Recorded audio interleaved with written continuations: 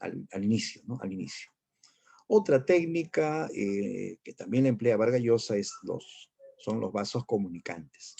Los vasos comunicantes, que consiste en entrelazar varias historias que están en diferentes tiempos y diferentes lugares a través de un personaje o un hecho, ¿ya? Por ejemplo, ¿te acuerdas? En La Ciudad y los Perros hay una chica que se vincula con tres personajes y a través de ella se van a poder contar historias de esos tres personajes, ¿no? La que fue el amor platónico de Arana, pues, ¿no? Y que fue enamorada del poeta y terminó casada con el jaguar, ¿no? O sea, Teresa, ¿de acuerdo? Teresa va a ser un vaso comunicante, porque a través de este personaje vamos a conocer la historia de estos tres personajes en diferentes tiempos y diferentes lugares, ¿no? Lo mismo pasa en la obra Conversación, perdón, en la obra La Casa Verde. La Casa Verde, ¿no? Que narra la historia de un famoso prostíbulo en Piura y la historia de una misión religiosa en la selva peruana. Hay un personaje que sirve para conectar esas dos historias, ¿no? Se llama Bonifacia, que es una nativa, ¿no? De la selva peruana que está siendo adoctrinada, ¿no? Por monjitas católicas en la Amazonía, ya cuando ella era una niña. Ese mismo personaje, Bonifacia, aparece en Piura, en la Casa Verde, ¿no? Cumpliendo el rol de prostituta en un burdel, ¿no? Llamado la Casa Verde justamente, ¿no? Pero ya está adulta, ¿no? A través de este personaje en común se conectan dos historias, la del burdel en Piura y la de la misión religiosa en la selva peruana, ¿no? Entonces es vaso comunicante, ¿no?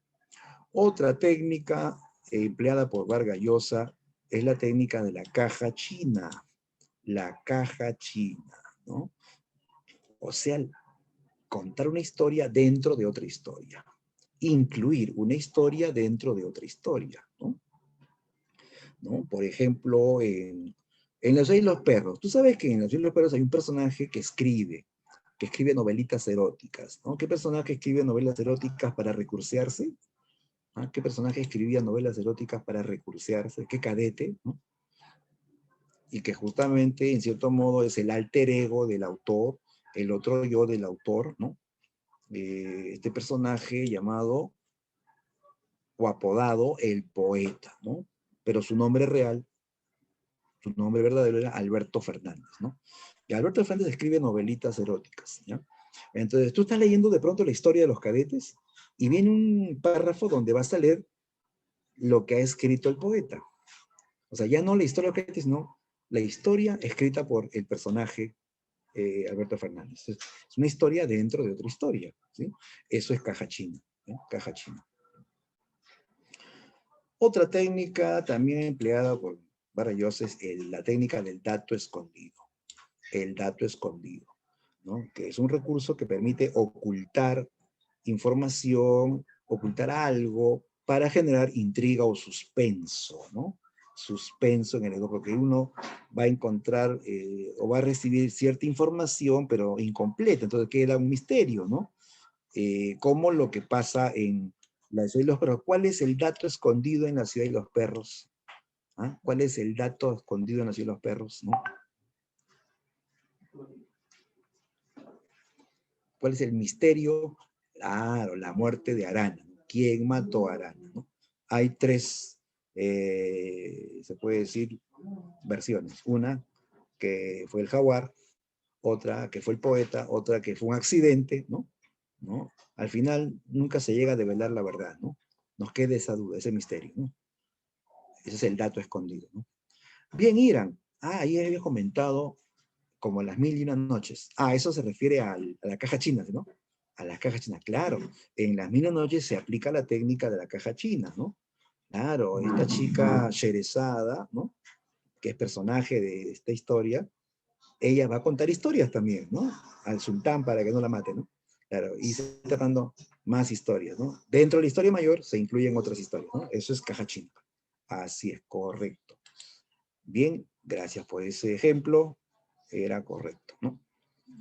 Bien, entonces esas son, chicos, técnicas modernas que emplea Vargas Llosa con maestría. Y por eso que a él le pusieron este apodo, este apodo de el arquitecto de la novela, por el uso magistral de técnicas modernas, ¿no? Entonces, todo esto hace que Vargas Llosa escriba para un lector activo, un lector que tenga que estar reconstruyendo y ordenando lo que va leyendo, ¿no? Eso es la idea del lector activo, busca el lector activo, ¿no?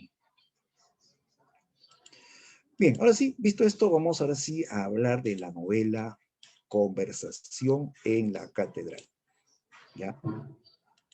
Que según el propio autor, es una novela muy apreciada y tal vez la única novela que él salvaría del fuego, ¿no? Aquí una apreciación, dice, ninguna otra novela le ha dado más trabajo entre revisiones y reescrituras como esta.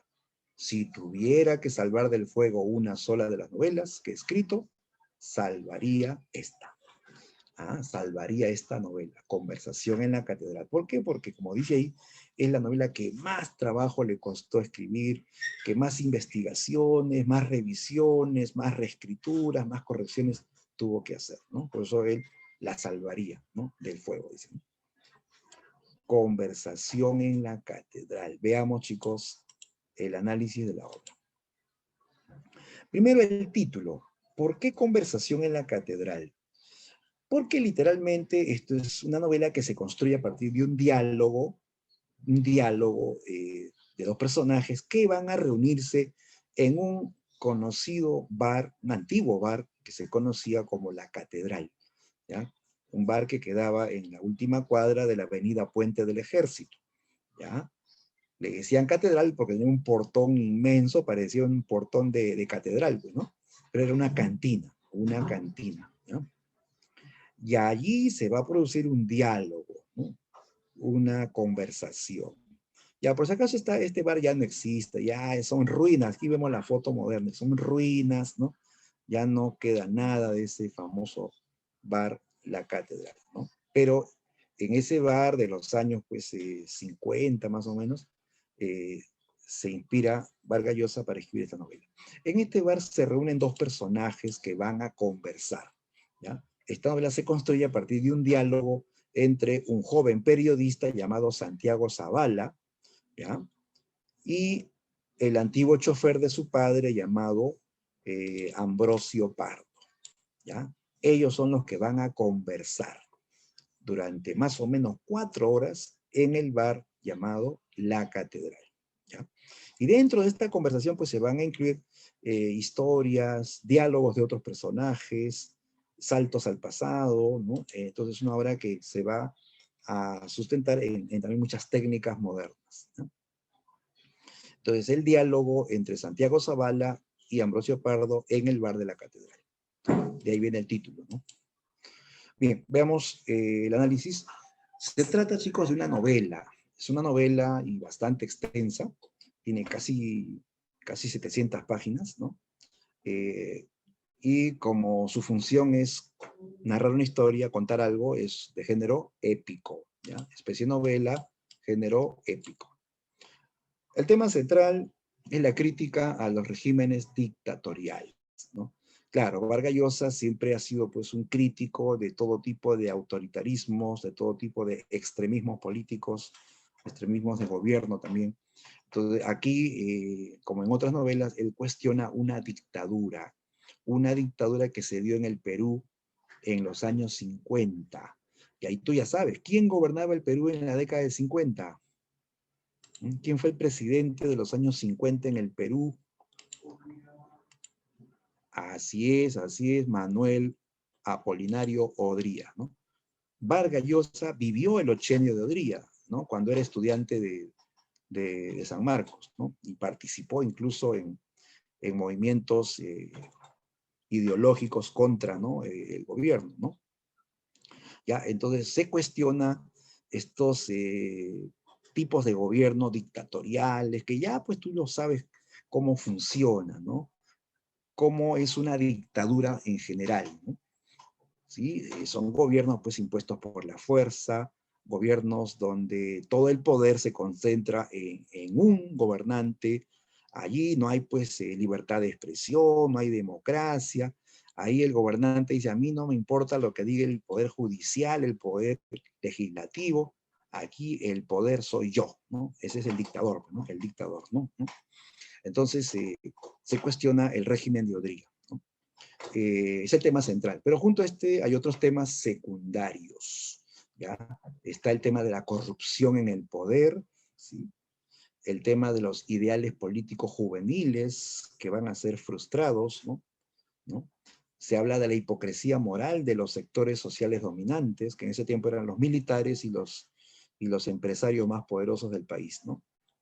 Y otro tema que se va a sumar es las relaciones conflictivas entre el hijo y el padre, ¿no? Un hijo que descubre que su padre hace negocios turbios con el gobierno y pues se va a enfrentar, va a discutir, incluso va a abandonar el hogar, ¿no? Ya, esos serían los temas en general dentro de la novela. Ya. Y aquí, ojo, vamos a encontrar muchas técnicas, incluso en esta novela hay más técnicas que en La ciudad de los perros, o sea que este libro es más complicado todavía de leer que La ciudad de los perros, porque hay muchos diálogos cruzados. En el diálogo principal se incluyen otros diálogos, y estos a su vez abarcan otros diálogos.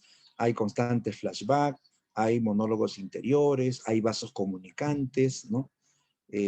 Múltiples narradores. Es una obra que tiene mucha técnica, ¿no? Narrativa moderna, ¿no? O sea, el lector tiene que estar muy atento para no perder el hilo narrativo, ¿no? Es que Vargas busca eso, un narrador activo, ¿no? Bien, esta novela tiene dos ejes narrativos, ¿no? Por un lado, se va a hablar de la vida privada, la vida personal de el protagonista Santiago Zavala en Miraflores, ¿ya? Y la otra historia es la vida social y política del Perú durante el gobierno de Odría, ¿ya? Entonces hay dos historias prácticamente aquí. En este diálogo, en que Santiago se encuentra primero con, perdón, Santiago se encuentra con Ambrosio Pardo, así de casualidad se encuentran. Primero vemos pues a un Santiago que está caminando por las calles de Lima, ¿no? Así, cabizbajo, melancólico, ¿no? Con las manos en los bolsillos, ¿no? Escoltado por mucha gente que él ni conoce, ¿no? Él camina, mira la ciudad gris, mira los edificios, los letreros destruidos, ¿no? Como esqueletos, ¿no? La neblina, y entonces se hace una pregunta, ¿no? Una pregunta que es famosa pues en esta novela. Así, en tono grueso, el autor incluye esta pregunta. ¿En qué momento se había jodido el Perú? Esa es la pregunta que el autor intentará responder en esta novela, ¿no? O sea, en esta frase se ve pues la decepción de un joven, ¿no? Que ve un país en medio de la corrupción, en medio pues de las violentas represiones, y cómo él pues se incluye dentro de esa frustración del país como un joven que intentó pues, ¿no? Ideológicamente enfrentar el sistema, intentó, soñó con un nuevo país y no lo logró, fracasó, ¿no? ¿No? Entonces se habla de las frustraciones de la juventud en una época dictatorial, ¿no? Ya, entonces estos dos personajes se van a encontrar. Santiago se encuentra con Ambrosio Pardo, y este le propone, pues, conversar, ¿no? Tiene muchas cosas que contarle. Y Santiago quería preguntarle también sobre un tema acerca de su padre, que estuvo vinculado a un hecho policial, a un crimen de una famosa vedette de la época. Entonces, se van a reunir en el bar La Catedral, ¿no? Entonces, en este diálogo, ¿no? Primero se hablará de la vida privada de Santiago, ¿no? Santiago Zavala era un muchacho que tenía buena posición, su familia era de clase media alta, vivían en Miraflores, ¿no? En una hermosa residencia, ¿no? Eh, cerca del mar, ¿no? Su padre era un empresario rico, dueño de una compañía constructora y una cadena de laboratorios farmacéuticos en el país, ¿no? Santiago, ¿no? Al principio nos cuentan desde que es un adolescente, ¿no? Es un chico que está preparándose para ir a la universidad. Su padre había pensado que él estudie en la Católica, ¿no? Pero Santiago había decidido estudiar en San Marcos, ¿no? Y eso genera el primer conflicto entre padre e hijo, ¿no? Su padre decía, no, a San Marcos vas a hacer política, tú vas a estudiar en la Católica, ¿no? Santiago le da la contra, no, que la Católica me recuerda a mi colegio de curas, ¿no? Yo iré a San Marcos, ¿no? Tuvieron ese primer roce, ¿no? Al final su padre dijo, ya, haz lo que quieras, a ver si ingresas, porque ahí postula mucha gente, ¿no? Y al final Santiago, pues, se quema las pestañas, pues, ¿no? Se saca la mugre estudiando, amanece y logra ingresar a San Marcos, a la Facultad de Derecho, ¿no? ¿Ya? De tal modo, pues, que estando en la universidad, él ahora va a tener una mirada más crítica también. Ya lo tenía desde muy adolescente y ahora esto aumenta como estudiante universitario, ¿no? Santiago Zavala va a descubrir que su padre hace negocios con un personaje siniestro del gobierno llamado Cayo Bermúdez, ¿ya? Un tipo que era pues el que dirigía todas las acciones de gobierno, el que crea un sistema de espionaje en las universidades, en las fábricas, en los medios de comunicación, personaje que mandaba secuestrar, torturar, mandaba incluso matar a líderes apristas y comunistas, que deportó a muchos dirigentes del país, ¿no? O sea, un personaje pues que estaba al servicio del gobierno, ¿no? Y Santiago se entera que su padre hace negocios con este personaje siniestro, así que ahí comienza pues el conflicto principal entre el padre y el hijo, ¿no?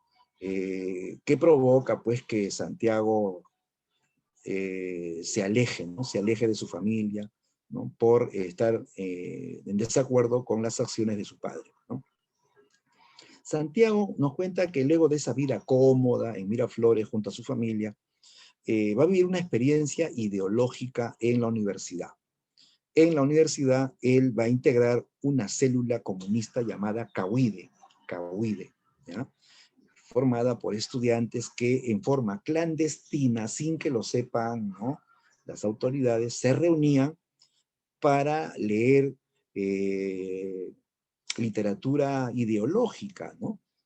O sea, había que aprender qué era el aprismo, qué era el socialismo, qué era el anarquismo, qué era el comunismo, ¿no? ¿No? Para tomar una posición, ¿no? Y hacían grandes debates y al final pues se inclinan por el comunismo, ¿no? Entonces estos chicos comienzan a participar en marchas, ¿no? En marchas de obreros, en marchas de estudiantes, ¿no? En contra pues del gobierno de turno, ¿no? Del gobierno de Rodríguez, ¿no? Pero este grupo clandestino va a ser descubierto porque este Cayo Bermúdez tenía espías en todas partes, mandaba incluso falsos estudiantes, eran espías matriculados como alumnos en la universidad, para informar quiénes son los dirigentes estudiantiles, quiénes son los que mueven a estos muchachos a las marchas, quiénes son los que se reúnen en forma clandestina. Y así pues su grupo es descubierto, la policía entra a la universidad y se los llevan presos a todos. Previa paliza se los llevaron presos, ¿no? Acusándolos de ser subversivos contra el gobierno, ¿no?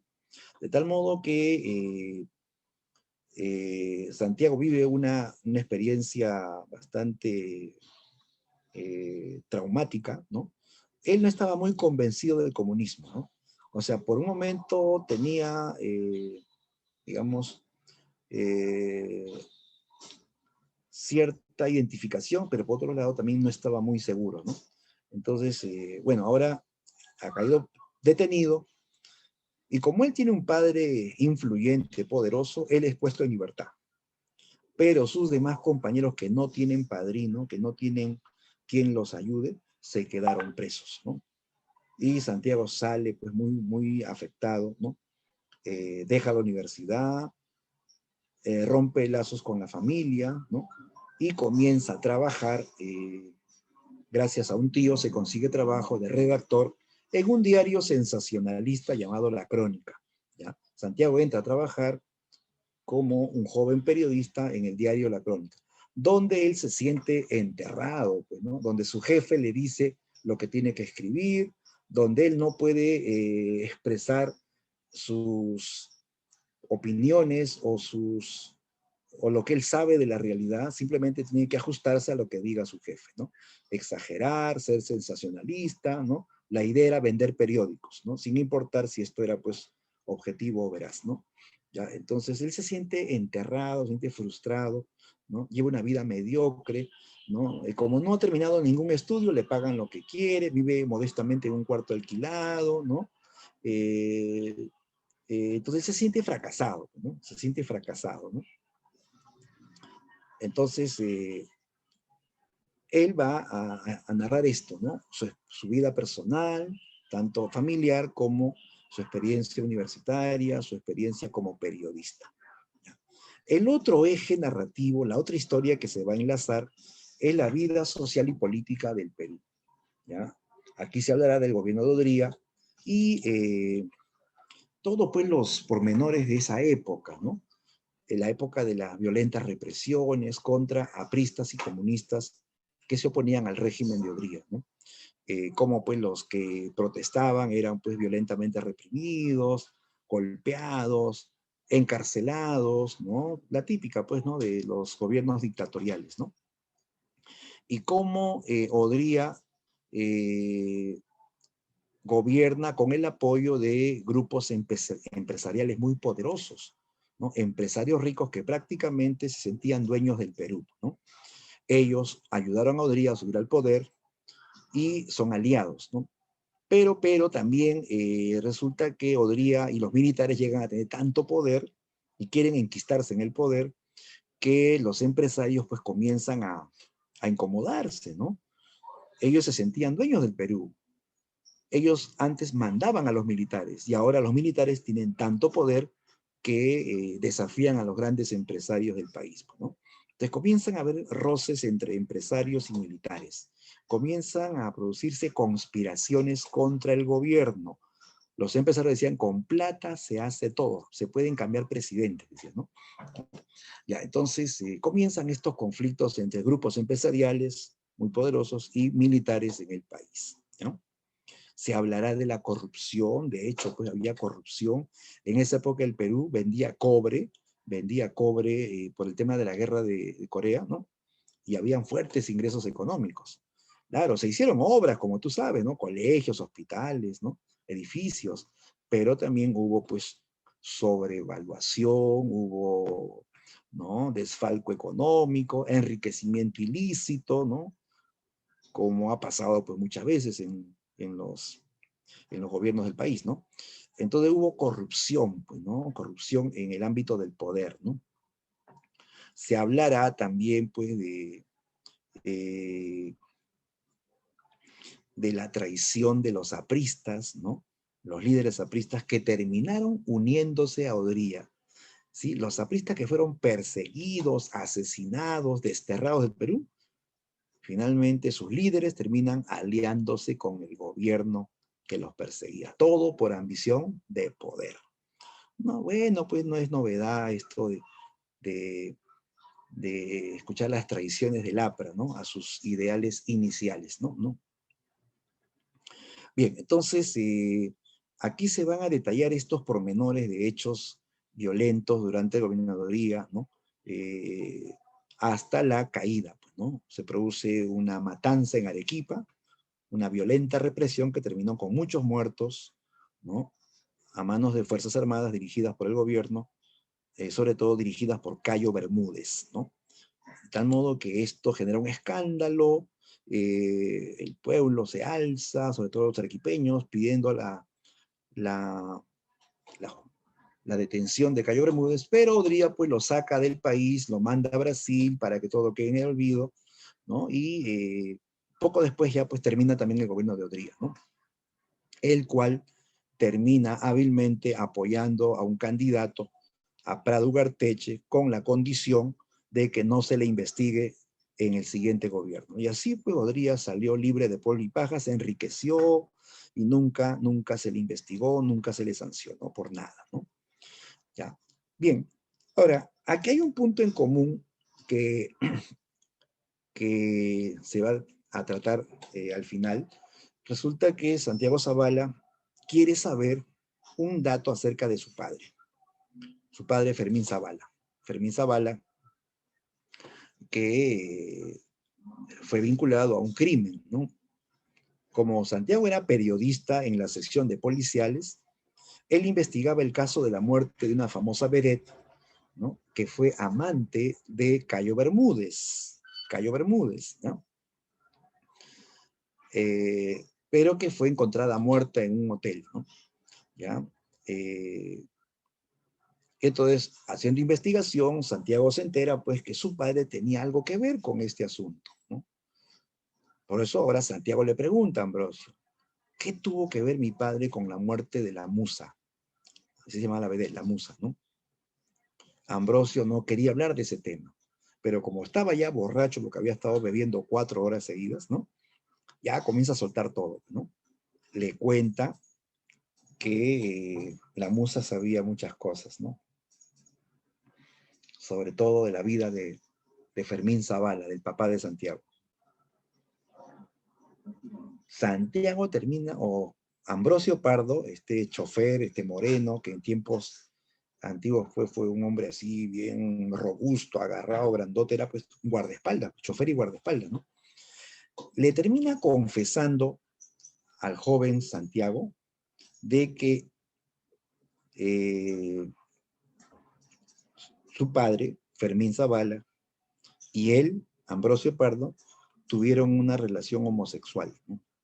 Le destapa esta noticia, pues que lo deja mudo a Santiago, que su padre tenía esta doble vida, que aparentemente era un empresario rico, padre de familia, ¿no?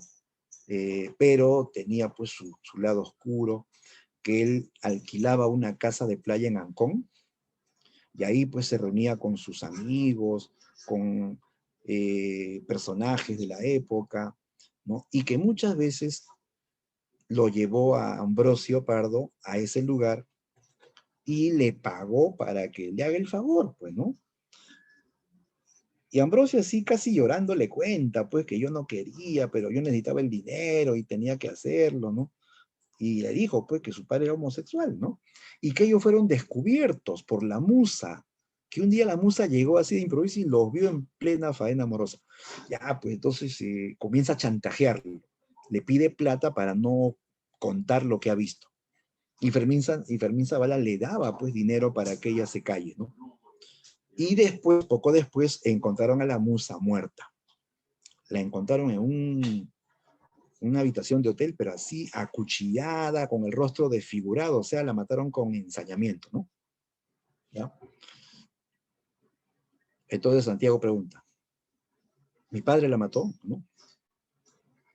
Ambrosio no quería responder. Dime la verdad, ¿mi padre la mató? No, niño Santiago, él no la mató. Entonces, ¿quién fue? Dime quién fue. Al final Ambrosio dice, fui yo, le dice, ¿no? Porque yo no podía permitir que ella cuente eso que vio, dijo, ¿no? Yo no podía permitirlo, estaba en juego mi honor, decía, ¿no? Pero mi padre te mandó a hacerlo, ¿verdad? Dijo, no, no,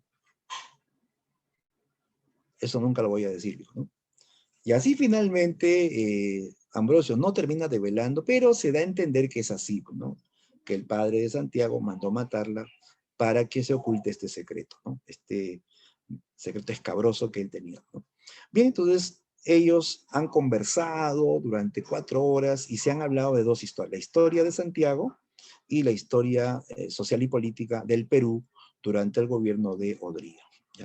Entonces, esta es una novela básicamente de cuestionamiento político y a la vez revela las frustraciones de la juventud que anhelaba, pues, ¿no? Un nuevo país, pero sus sueños pues quedan truncados, ¿no? Bien, esa sería la trama entonces de Conversación en la Catedral. Bien, rápidamente ahora vamos a enlazar a este otro escritor, que es un autor ya más andino, que nos enfoca historias en el mundo andino, el escritor Edgardo Rivera Martínez, ¿ya? Edgardo Rivera Martínez, natural de Jauja, ¿ya? Nació en Jauja, En 1935 estudió literatura en la Facultad de Letras de San Marcos, se doctoró en la Universidad de la Sorbona de Francia, fue miembro de la Academia Peruana de la Lengua, ¿ya? Y ganador pues, de una serie de concursos nacionales, ¿no? Sobre todo se hizo famoso en el año 82, cuando ganó el concurso El Cuento de las Mil Palabras, que fue organizada por la revista Caretas. Él obtiene el primer puesto con su cuento El Ángel de Ocongate, ya cuento que vamos a analizar en esta clase, ¿no? ¿Ya? En el año 93 aparece su libro País de Jauja, que es una novela que fue finalista del premio Rómulo Gallegos, ¿ya? Uno de los premios más codiciados a nivel de América Latina, ¿ya? Y esta novela, pues, El País de Jauja se considera la mejor novela de la década. En el año 2013, el Ministerio de Cultura le concedió el Premio Nacional de Cultura en la categoría Creatividad, ¿no? Edgardo Rivera falleció en el año 2018, ¿ya? O sea, años atrás nomás, ¿no? Y ha sido, pues, un hombre dedicado a la docencia y a la vez a la creación literaria. Autor de cuentos, autor de novelas, ¿no? Sobre el mundo andino. Ahora, lo importante, ¿qué caracteriza a la narrativa de Edgardo Rivera? Ahí tenemos algunas portadas de sus libros: El Unicornio, que es una novela, Cuentos Completos, El Ángel de Ocongate, País de Jauja, ¿no? Son sus obras más difundidas, ¿no? Ya, aquí está, características de sus obras. Ya, número 1, Edgardo Rivera en sus obras transita entre el realismo y lo fantástico, ¿ya? O sea, él nos muestra una realidad que de pronto se quiebra con algo fantástico. Por ejemplo, este está hablando de una historia en la sierra peruana y de pronto aparece un ángel, ¿no? Un ángel. O de pronto aparece un unicornio. ¿Qué es un unicornio en la sierra peruana? ¿O qué hace un ángel en medio de una historia real, ¿no? Entonces, él fusiona la realidad con la fantasía, ¿no? Pero todo esto ambientado en el mundo andino, que él amaba, que él conocía desde niño, ¿no? También su literatura se va a desarrollar en forma lineal, ¿ya? Lineal, o sea, él narra los hechos en orden cronológico, no hay ruptura, no hay salto al pasado, salto al futuro, todo se narra en orden lógico y cronológico, ¿ya? ¿Qué más? Su obra tiende a la armoniosa conjunción entre tradiciones culturales occidentales y andinas. O sea, que Gado Rivera no es pues puramente nacionalista y desprecia a los foráneos, no.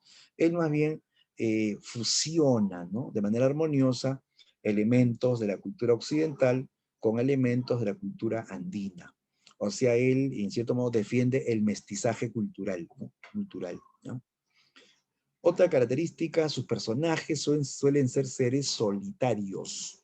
Todos sus personajes son seres solitarios o marginales al entorno en que viven, ¿no? Personajes que, que vagan en forma solitaria o viven solos, que no les gusta hablar con otros, ¿no? Que se sienten excluidos también de la sociedad oficial, ¿no? Por otro lado, sus personajes buscan un retorno a las raíces, a la identidad, ¿ya? Es un tema clave de su literatura, la búsqueda de la identidad, sus raíces, sobre todo raíces andinas, ¿no? ¿Qué más tenemos? También tenemos un personaje típico de sus relatos, es el ángel caído, ¿ya? El ángel caído que está en búsqueda de recuperar su condición sagrada, esa condición que él ha perdido, ¿no? Personajes que eran ángeles y dejaron de serlo, ¿no? Se convirtieron en simples mortales, ¿no? ¿Ya? Bien, entonces combina realidad y fantasía, fusiona la cultura occidental con la andina, sus personajes son solitarios o marginales, personaje típico, el ángel caído, ¿no? Bien, nos piden analizar su cuento El Ángel de Ocongate, ¿ya? Es un cuento sumamente breve, ¿ya? Apenas 2 hojas y media, ¿no? Que uno lo lee en menos de 5 minutos, ¿no? En menos de 5 minutos. Pero este cuento, por su contenido, sobre todo, fue ganador del concurso El cuento de las 1000 palabras, ¿no? Donde literalmente, pues, el texto debe tener 1000 palabras, ¿no? Y eso cabe en 2 hojas y media. Bien, se trata de un cuento, entonces, un cuento, relato corto, su género es épico, épico o narrativo, ¿no? El tema central de este cuento es la pérdida de la condición sagrada, ¿ya? Y el conflicto y la disolución de la identidad, ¿ya? Claro, el protagonista es un danzante andino que ha perdido la memoria, que no sabe su origen, no sabe de dónde es, no sabe ni su nombre, ¿ya? Pero, como vamos a ver en el relato, él descubre que fue un ángel y que perdió esa condición sagrada y no sabe por qué, ¿no? Entonces, se habla de la pérdida de la condición sagrada. Bien, vamos a ir acotando los otros temas secundarios según el relato. Ya, como este es un relato cortito, vamos a leer los pasajes principales y vamos explicando, ¿ya? A ver, atención, ¿no? Voy a leer pasajes del cuento El ángel de Ocongate. Comienza así. Es prácticamente un soliloquio. El protagonista habla consigo mismo. Dice, ¿quién soy yo, sino apagada sombra en el atrio de una capilla en ruinas, en medio de una puna inmensa? Por instantes silba el viento, pero después regresa todo a su quietud, hora incierta gris, al pie de este agrietado imafronte. En ella es más ansioso y febril mi soliloquio, y cuán extraña mi figura, ave, ave negra que inmóvil reflexiona, esclavina de paño y seda sobre los hombros, tan gastada y sin embargo espléndida, sombrero de abolido plumaje, y jubón, camisa de lienzo y blondas, todo en harapos y tan absurdo. ¿Cómo no habían de asombrarse los que por primera vez me vieron? ¿Cómo no iban a pensar en un danzante que andaba extraviado en la meseta? Decían en lengua de sus airus, ¿quién será? ¿De qué baile serán sus ropajes? ¿Dónde habrá danzado? Y los que se topaban conmigo preguntaban, ¿cómo te llamas? ¿Cuál es tu pueblo? Y como yo callaba, advertían el raro fulgor de mis pupilas y abstraimiento, melancolía y acabaron por considerar que había perdido el juicio y la memoria, quizá por el frenesí de la danza misma en la que había participado. ¿Ya? Entonces, el protagonista es un danzante que vaga por las punas, por la sierra del Perú, ¿ya? Pero no sabe su nombre, no sabe quién es, y él está en esa constante pregunta, ¿quién soy yo? ¿Ya? Esa es la pregunta, pues, de la búsqueda de la identidad, ¿quién soy yo? Y no hay una respuesta, ¿no? Se mira su ropa, tiene un sombrero con plumaje, tiene adornos en los hombros, pero todo está viejo, gastado. Es un traje danzante, pero que está muy, muy gastado, muy arruinado, ¿no? Pero a la vez es sorprendente su traje, ¿no? Dice que la gente lo queda mirando, ¿no? Y se preguntan en sus lenguas nativas, ¿no? ¿Quién será? ¿De dónde será de qué baile será su ropaje? ¿Dónde habrá danzado? ¿Cómo te llamas? Y él no responde, solamente mueve sus pupilas. Y piensan que se ha vuelto loco o que ha perdido la memoria, ¿no? De repente ha bailado con tanta pasión que eso hizo que pierda el juicio y la memoria, ¿no? Claro, no puede ser, ¿no? Te has dado cuenta que cuando hay esto de las danzas, ¿no? De repente ha participado en danzas alguna vez en el colegio, siempre hay uno que le gusta danzar más, pues que es el más apasionado, el líder de la danza, ¿no? El que se tira de espaldas, el que hace su patada voladora, el que le gusta danzar, ¿no? Ya, de repente así, danzando con pasión, cayó y perdió el juicio y la memoria, ¿no? La gente se preguntaba, ¿no? Imaginaba eso, ¿no? ¿No? ¿Ya? Entonces, dice que todos lo miran, ¿no? Las chicas lo miran, qué joven y apuesto es, pero pobrecito, ha perdido la memoria, ¿no? Las viejitas lo miraban, se persignaban, ¿no? Algunas le hacían ofrendas de coca, o sea, no lo veían mal, ¿no? Lo veían con cierto respeto, ¿no? ¿no? Incluso le hacían ofrendas, como te comento, ¿no? Pero así él continuaba su paso sin saber quién es ni de dónde era, ¿no? Vagó y vagó durante mucho tiempo, ¿no? Buscando identificar incluso el traje de danzante que él tenía. Le gustaba llegar a los pueblos en épocas de fiesta para ver esas danzas, para ver si alguno de esos bailes tenía relación con el traje que él utilizaba. Pero miraba, le gustaba, pero no lo identificaba, ¿no? Y seguía vagando. Vagó durante mucho tiempo a un pueblo llamado Raurac, donde conoció a un viejito que hablaba en quechua, y el viejito lo queda mirando y como que lo reconoce. Tú eres el danzante que perdió la memoria, le dice, ¿no? Ve a la pampa de Ocongate y ahí encontrarás respuestas, ¿no? Y entonces el danzante andino comienza a avanzar, camina durante horas, se mira en el río y mira pues su rostro, ¿no? Su rostro cetrino, así cobrizo, oscuro, pero ve sus manos que son blancas, ¿no? Su hablar no es de indio, tampoco es de una persona muy culta. O sea, él no sabe quién es, ¿no? ¿Por qué mis manos son blancas? ¿Por qué mi rostro es oscuro? ¿Por qué tengo esta ropa de danzante? ¿No? ¿Por qué tengo esta capacidad de pensar, ¿no? De reflexionar? Y no sé quién soy. Y así continúa avanzando, ¿no? Hasta que llegó a la pampa de Ocongate, ¿ya? Donde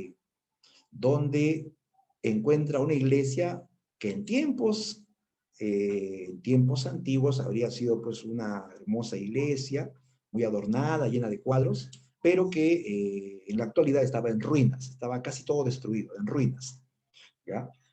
Llega entonces este danzante y se queda mirando en la pared, habían cuatro cuadros, de esos cuadros de la escuela cusqueña, pues, ¿no? Donde pintaban ángeles, ¿no?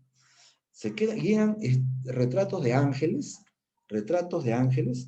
que usaban un traje de danzante, ¿no? Así como vemos en la imagen, ¿no? Con sombrero, con plumas, con un traje así pomposo, ¿no? Se queda mirando, eran cuatro cuadros, ¿no? Todos con los mismos trajes, ¿no? Y entonces se mira su ropa, su traje, y era igualito, la ropa que él usaba estaba en esos cuadros, ¿no? Con esos ángeles. Ahora, de esos cuatro cuadros había uno que estaba destruido, que tenía así una mancha negra, que aparentemente había sido golpeada por un rayo que destruyó el cuadro y solamente se veían las siluetas del ángel, pero estaba todo casi oscuro, ¿no? La mancha negra del golpe de rayo, ¿no? Se quedó mirando, y ahí se quedó quieto, mirando el cuadro destruido con la silueta de ángel. Y entonces le vino la sensación, le vino como un mensaje, ¿no? Que él había estado en ese cuadro, que él había sido un ángel, ¿no? Pero que no sabe por qué perdió su condición sagrada, que por una especie de castigo divino, él dejó de ser un ángel y se convirtió, salió del cuadro y se convirtió en un danzante andino que perdió la memoria. Entonces este personaje al final descubre que él es un ángel, que salió de ese cuadro, ¿no? Pero lo que nunca sabrá es por qué dejó de ser un ángel, ¿no? En la parte final del cuento lo dice. Dice, cuatro ángeles al pie de esa floración de hojas, frutos y arabescos de piedra. ¿Qué baile es el que danzan? ¿Qué música la que siguen? ¿Es el suyo un acto de celebración y de alegría? Los contemplo en el silencio glacial y terrible de este sitio. Y me detengo en la silueta vacía y ausente. Cierro luego los ojos. Sí, solo una sombra soy, apagada sombra, y ave negra, sin memoria, que no sabrá nunca la razón de su caída. En silencio siempre, siempre y sin término la soledad, el crepúsculo, el exilio. ¿Ya? Entonces, al final, él no llega a saber nunca cuál es la razón de su caída, por qué dejó de ser humano, ¿no? ¿Ya? Y por qué salió de ese cuadro y ahora es un simple mortal, ¿no? Chicos, esto es una metáfora. Es un cuento fantástico, pero que sirve de metáfora para reflejar la situación de muchos migrantes que vienen a la ciudad y que se sienten fuera de cuadro, que se sienten fuera de contexto, o sea, en un ambiente nuevo, con costumbres, con modos de comportarse distintos, con formas de vestir distintas. Entonces, habla del migrante provinciano andino que viene a la costa y que se siente fuera de cuadro, pero que tiene que adaptarse, que tiene que adaptarse, que tiene que asimilar esta nueva cultura, ¿no? Urbana, ¿no? A la cultura andina que él tiene como origen, ¿no? Ya entonces se representa la condición del migrante en la ciudad, ¿ya? Claro, de forma metafórica, ¿no? Bien, entonces es un ejemplo de relato fantástico. A esto se llama literatura andina fantástica, ¿no? Ambientado en la sierra peruana, pero donde se apela a un recurso fantástico para dar a entender un tema de nuestra realidad, ¿ya? Muy bien, eso sería, chicos, respecto entonces a el cuento El Ángel de Ocongate. Bien, vamos a las preguntas rápidamente. Ya, a ver, ahí está. Uno, con respecto a la novela Conversación en la Catedral de Mario Vargas Llosa. Ya, chicos, esto ustedes lo tienen en su PDF, ¿ah? Todos lo tienen en su PDF, ¿no? Ya, entonces, yo lo he puesto aquí en la diapositiva. Dice, marque la alternativa que completa correctamente el siguiente enunciado.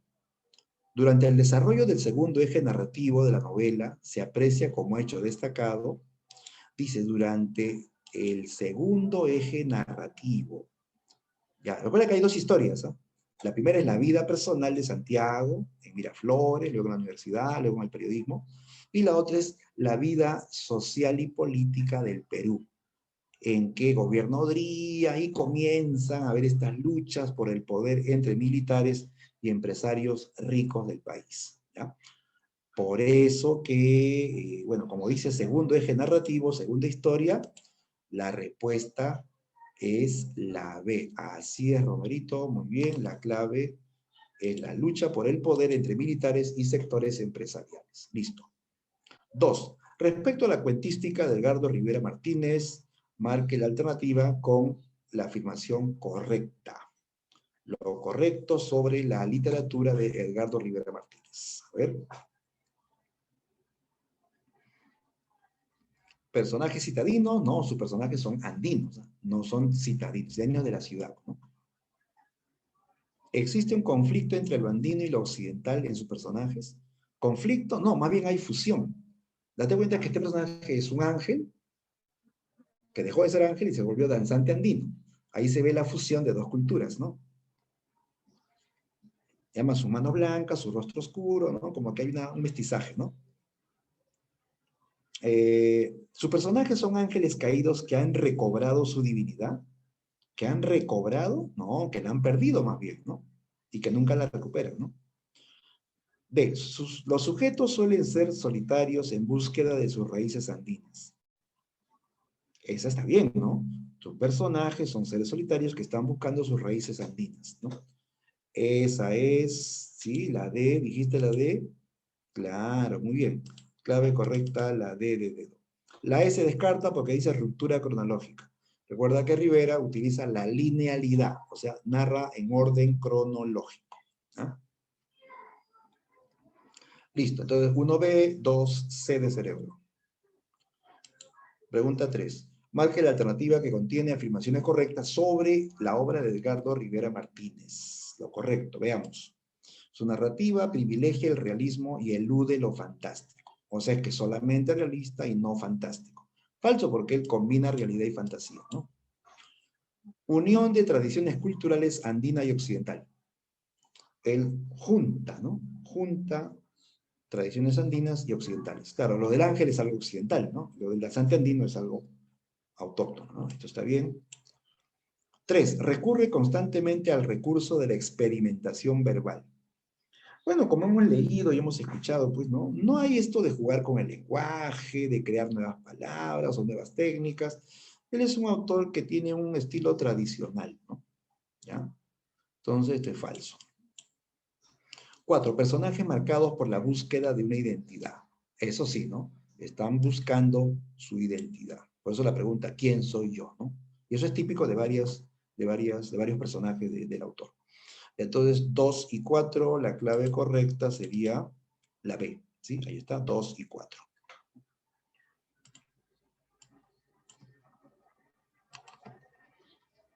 Listo, listo. Vamos a la pregunta 4.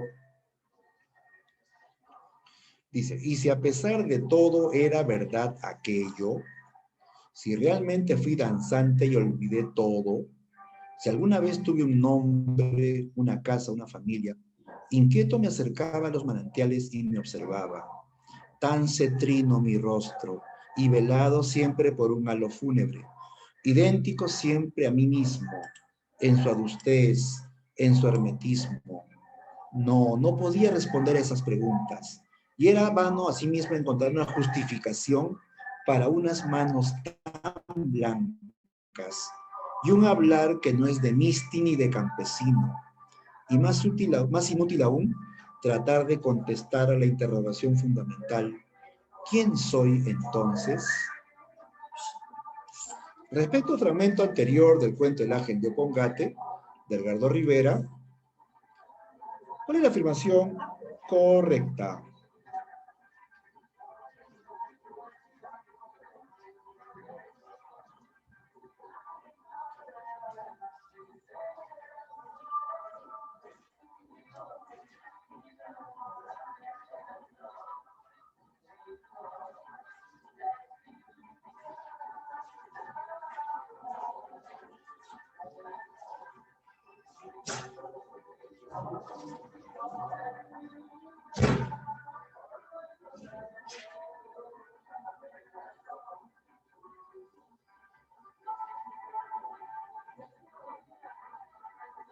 A ver, vamos a ver las claves.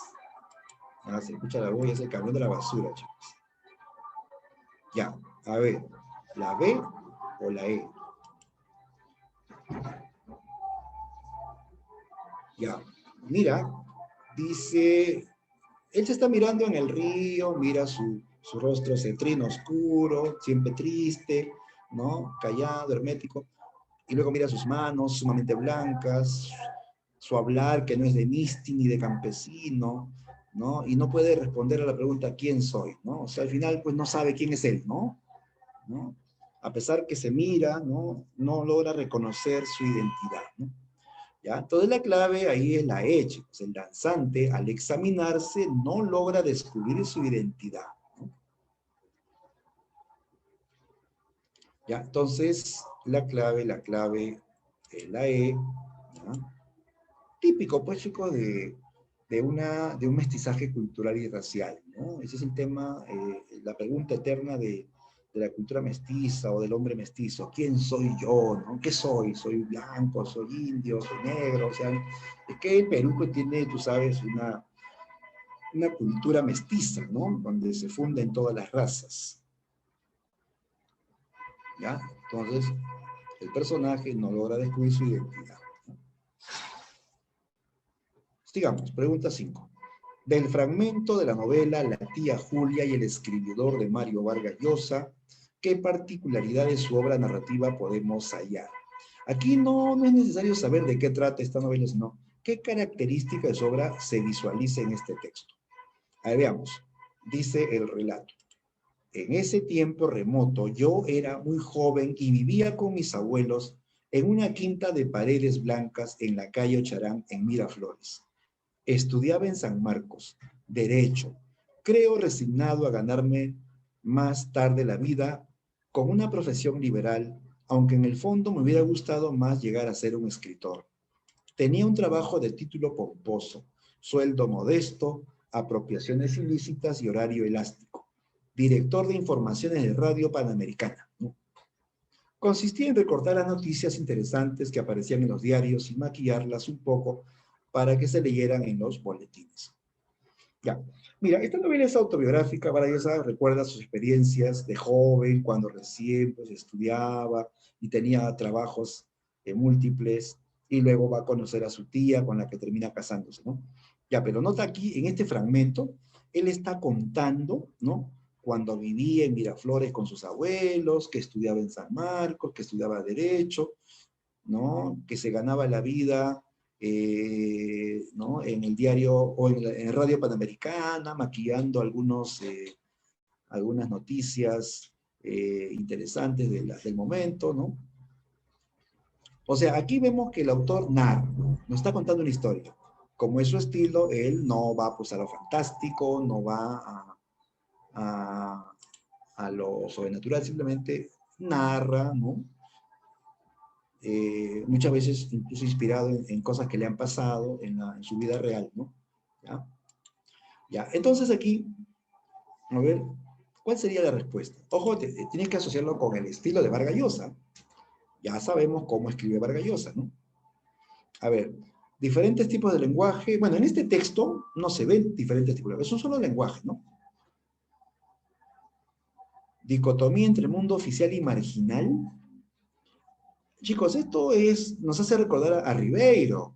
Ribeiro escribe con esta idea de que hay dos sociedades, una oficial y una marginal de los desplazados sociales, ¿no? Ya, la B es más típico de Ribeiro. Linealidad en el relato y narrador omnisciente. Bueno, el autor, Vargas Llosa, pues tú sabes, usa técnicas modernas, no es lineal ni omnisciente. D, el carácter realista al describir tal cual el mundo. O recurrencia, personajes fracasados. Y entre esas dos que quedan, todos sabemos que Vargas Llosa es un autor realista. Es más, muchas veces se inspira en cosas que él ha vivido, ¿no? Y esta novela, sobre todo, es autobiográfica, ¿no? ¿Ya? Ya, entonces, la clave es la D, ¿ya? El carácter realista al describir tal cual el mundo. O sea, describe en forma objetiva hechos, sucesos, ¿no? Muchas veces vividas por él, ¿no? Listo. Clave D. Bien. Vamos a la 6. Pregunta 6.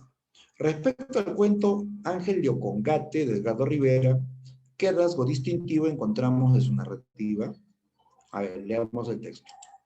¿Quién soy yo, sino apagada sombra, en el atrio de una capilla en ruinas?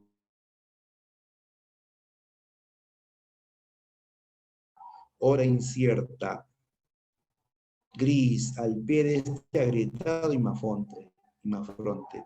En ella es más ansioso y febril mi soliloquio, y cuán extraña mi figura, ¿no? Así comienza el cuento, ¿no? Con esta pregunta, ¿quién soy yo? ¿No? Y él está en la puna inmensa, ¿no? Hace un soliloquio, habla consigo mismo, no habla con nadie, y se siente pues un ser completamente extraño y perdido, ¿no? A ver, ¿qué característica de su narrativa se visualiza en el texto? Ruptura del orden cronológico que demanda un lector activo. No, pues él es lineal, narra en forma lineal, ¿no? Narrador objetivo que transmite frustración. El narrador aquí es el mismo personaje y ahí él habla según su estado de ánimo, según sus sentimientos, entonces no es objetivo, ¿eh? Objetivo es cuando se narra algo sin que intervengan sentimientos personales, ¿no? En este caso hay mucho de personal, ¿no? Ya, ¿cuál es? ¿Cuál es característico de la narrativa de Edgardo Rivera?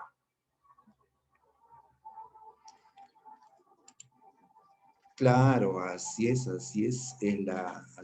la E, preferencia por personajes solitarios en búsqueda de su identidad. Claro, este personaje está vagando por la puna inmensa, ¿no? Él está solo, ¿no? Habla solo y se pregunta, ¿quién soy yo? O sea, está buscando su identidad, ¿no? ¿Correcto? La clave era la E. Bien, bien, sigamos. Pregunta 7. En relación al siguiente fragmento de conversación en la Catedral de Vargas Llosa, marque la alternativa que contiene la afirmación correcta. Veamos. Dice, desde la puerta de la Crónica, el diario La Crónica, Santiago mira la avenida Tacna sin amor. Automóviles, edificios desiguales y descoloridos, esqueletos de avisos luminosos flotando en la neblina, el mediodía gris. ¿En qué momento se había jodido el Perú? Los canillitas merodean entre los vehículos detenidos por el semáforo de Wilson, voceando los diarios de la tarde, y él echa a andar despacio hacia la colmena. Las manos en los bolsillos, cabizbajo, va escoltado por transeúntes que avanzan también hacia la Plaza San Martín. Él era como el Perú, Zabalita. Se había jodido en algún momento. Piensa, ¿en cuál? Ya, aquí vemos, así comienza la novela Convención de Catedral. Cuando Santiago, ¿no? Camina por la ciudad, ve la avenida Tacna, los edificios descoloridos, los esqueletos de avisos luminosos, está él muy así frustrado, decepcionado, y plantea esta pregunta, ¿no? ¿En qué momento se había jodido el Perú? Y en qué momento se fregó él también, pues, ¿no? Entonces, se nota después que el autor, o el personaje, perdón, está muy frustrado, ¿no? Por lo que vive el país, por lo que le ha pasado a él, ¿no? Recuerda que él estuvo en la universidad, participó en una célula comunista, que quería, pues, un nuevo país, quería hacer una revolución, ¿no? Pero todo fracasó. Él fue llevado preso, obtuvo libertad, pero desde ahí, pues, claudicó a sus ideas, y lleva una vida mediocre incluso, ¿no? ¿Ya? Entonces, se nota, pues, aquí, en este pasaje, esta mirada que tiene la juventud de esa época, en la época de Odría, ¿no? ¿Ya? Entonces, muy bien, así es Will, la B, el personaje, Santiago Zavala, observa en el ambiente una metáfora de su propio fracaso. O sea, el país está arruinado y él también, ¿no? ¿Listo? La clave era la B. Listo. Vamos al 8. Marque la alternativa que contiene la afirmación correcta con relación al tema central de la novela Conversación en la Catedral. Lo correcto sobre el tema central de Conversación en la Catedral. A ver, ¿cuál es la idea central en esta novela?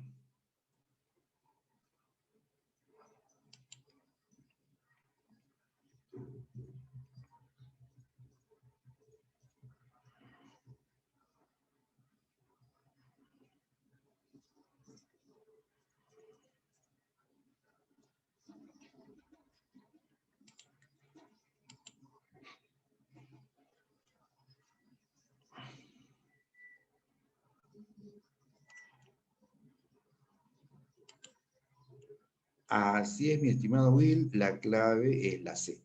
Aborda la política peruana durante el régimen de Odría. Claro, es un retrato de cómo fue la época de Odría, ese régimen dictatorial, muy violento, de persecuciones, encarcelamientos, torturas a todos los que se oponían al régimen, ¿no? ¿Ya? Exacto, la clave ahí es la C de cerebro. ¿Ya? Bueno, puede haber, pues sí, otros temas, ¿no? Sí nos cuentan la historia de Cayo Bermúdez, pero eso es una historia secundaria, ¿no? O la historia también del mismo Santiago, es una historia complementaria. La idea central es hablar de la época de Odría, en la dictadura en general, ¿no? ¿Ya? 9. Obra narrativa de Vargas Llosa que no es novela. No es novela de Vargas Llosa. O sea, es una obra, pero no es novela de Vargas Llosa. A ver, ¿cuál de estas no es novela de Vargas Llosa?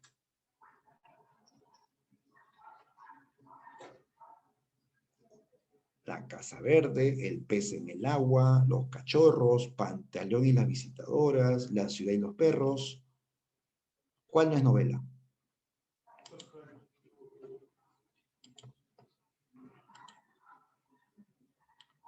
Pantaleón. Pantaleón sí es novela. Claro, fue llevada al cine, pero está basada en la novela de Vargas Llosa. Es una novela.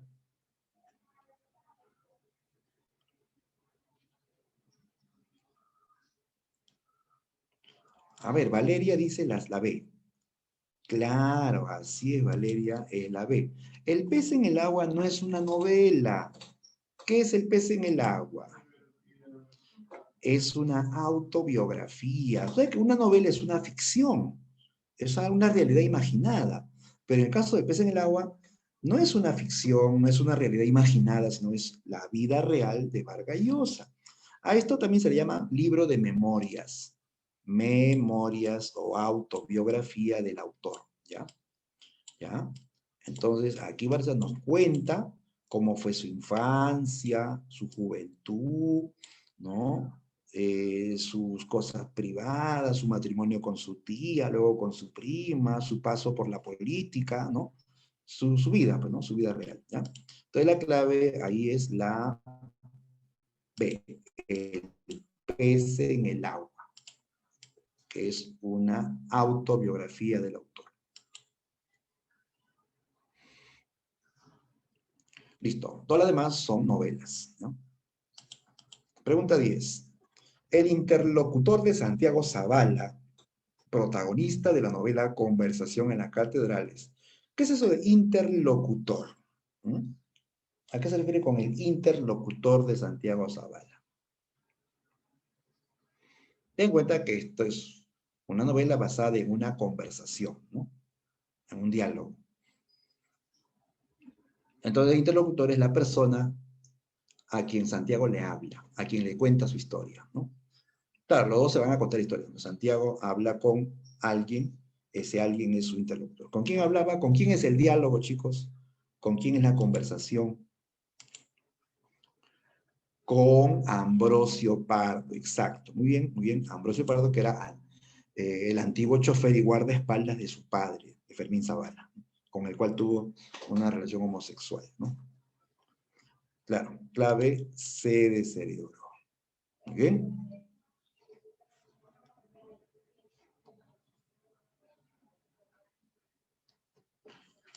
A ver, pregunta 11. Ya, a ver, la 11. Ya, esta es una pregunta que, ojo, tenla en cuenta, porque tiene que ver con algo muy propio de Vargas Llosa, que son las técnicas. Las técnicas, bueno, te recomiendo que repases bien eso de las técnicas, ¿ya? Fíjate, dice, en el fragmento siguiente de la novela La ciudad de los perros, ¿qué técnica narrativa moderna se ha empleado? ¿Ya? A ver, veamos. Dice, Cava nos dijo. Ten en cuenta quién está hablando. ¿Eh? Cava nos dijo, detrás del galpón de los soldados hay gallinas. Miente, Serrano, no es verdad. Juro que las he visto. Así que fuimos después de la comida, dando un rodeo para no pasar por las cuadras y rampando como en campaña. ¿Ves? ¿Ven? Decía el muy maldito. Un corral blanco con gallinas de colores. ¿Qué más quieren? ¿Quieren más? ¿Nos tiramos la negra o la amarilla? La amarilla está más gorda. ¿Qué esperas, huevas? Yo la cojo y me como las alas. Tápale el pico, boa, como si fuera tan fácil, ¿no? A ver, si te das cuenta, aquí es medio caótico, ¿no? Si te das cuenta, aquí están hablando varias personas, ¿no? Cava nos dijo. Se entiende que hay alguien, un personaje que está dentro de ese grupo y se incluye, dice, Cava nos dijo, a mí y a otros, ¿no? Detrás del galpón de los soldados hay gallinas. Miente Serrano. Ya no es el mismo que está hablando, es otro, que le habla a Cava y le dice, miente Serrano, ¿no? No es verdad. Y luego habla Cava, juro que las he visto. Habla Cava. Alguien le habla a Cava y luego Cava también habla, ¿no? ¿Ya? Bueno, aquí, bueno, en el contexto, Alberto Fernández está contando algo, el poeta está contando algo, y luego Boa dice, miente Serrano. Y luego Cava, que es el Serrano, dice, juro que las he visto. Por acá dice, tápale el pico, Boa. Ahí manda el jaguar le manda al Boa, ¿no? Que es, Boa es su jefe, pues, su líder, ¿no? Como si fuera tan fácil, responde el Boa, ¿no? Pero no es como en el teatro que son diálogos, ¿no? En otros casos que donde se ponen rayitas y significa que están dialogando los personajes. Simplemente el autor permite que los personajes narren o cuenten algo o intervengan con algún aspecto de la novela, ¿no? Entonces vemos que interviene el poeta, interviene Boa, interviene Cava, ¿no? El jaguar por ahí al final, ¿no? Entonces, los personajes intervienen en la historia como narradores, ¿no? Y a eso se llama multiperspectivas. Multiperspectivas o múltiples voces narrativas, ¿no? ¿Ya? Entonces, uno tiene que imaginarse, ¿no? A quién está hablando, ¿no? Y vemos que son varios los que están hablando, ¿no? Hay varias voces narrativas, ¿no? Entonces, la clave ahí es la D de dedo. Ruptura cronológica sería cuando tú lees algo en un tiempo y en el párrafo siguiente está en tiempo pasado, ¿no? Ahí te das cuenta que el tiempo cambió, ¿no? O retrocedió, ¿no? Pero aquí no se ve eso, ¿no? ¿Ya? Clave, entonces, solamente la D de dedo. Vasos comunicantes, ya, recuerda que para que sean vasos comunicantes, tiene que haber un personaje que conecta historias en diferentes tiempos y diferentes lugares. Aquí todos están en un solo lugar y en un solo tiempo, ¿eh? Entonces no puede ser vaso comunicante. La idea de vaso comunicante es que se juntan varias historias de diferentes tiempos y en diferentes lugares, ¿no? Eso es vaso comunicante, pero aquí no se ve eso, ¿ya? 12. A ver, otra pregunta sobre técnica. Nos dan un texto, piden qué técnica moderna se ha empleado. A ver, leamos el texto.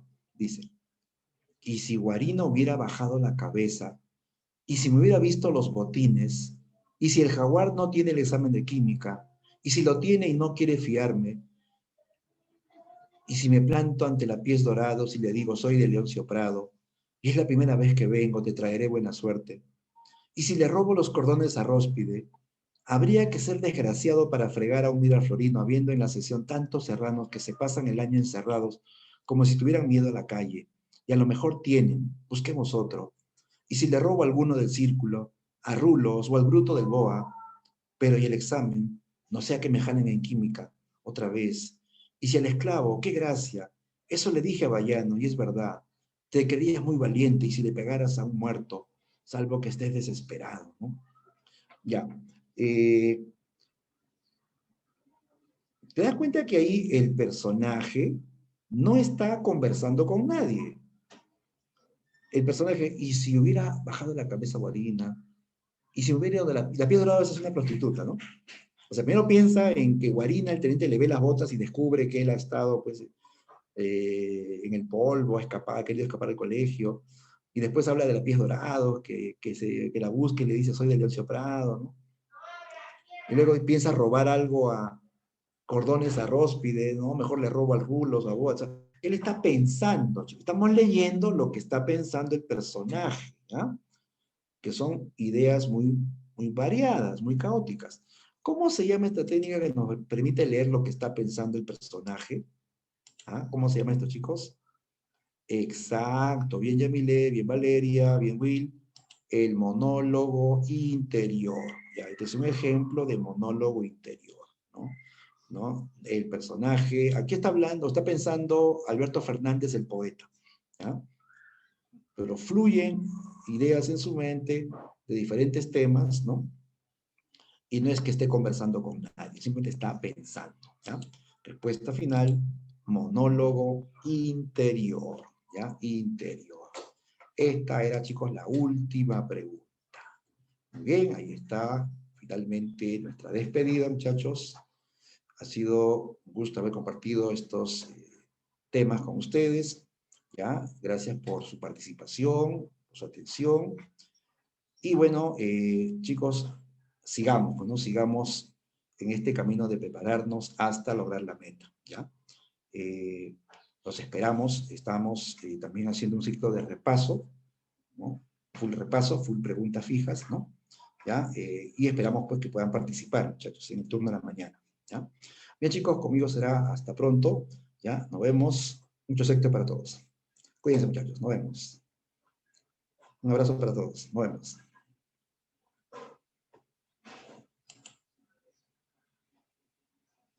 Gracias.